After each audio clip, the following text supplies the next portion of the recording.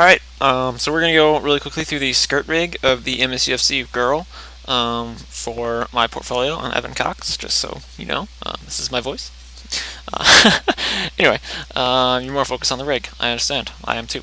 So, we have the hip driving conditional, which also drives the skirt root. And you're thinking, like, this is child's play. Like, this is what I do.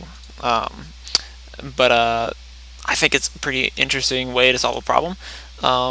The hip, basically, it takes its Z rotation, puts it into the first term.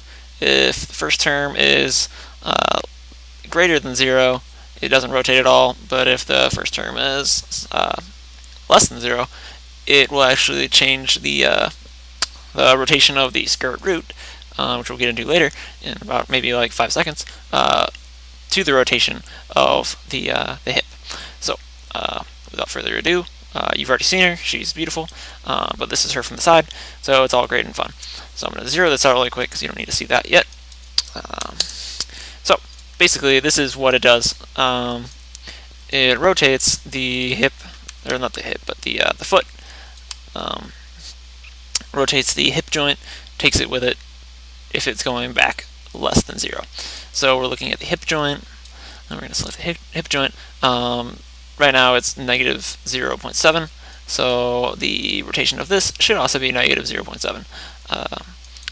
So it's positive, like this is how conditionals work, right? Yeah, okay. So, but instead of using an in-cloth system for a cartoon game, I chose to actually, with the scope of the project, keep it optimized to the level that Unity, the engine that we were using, could handle it running iOS, but still get this skirt type that we all wanted in the team.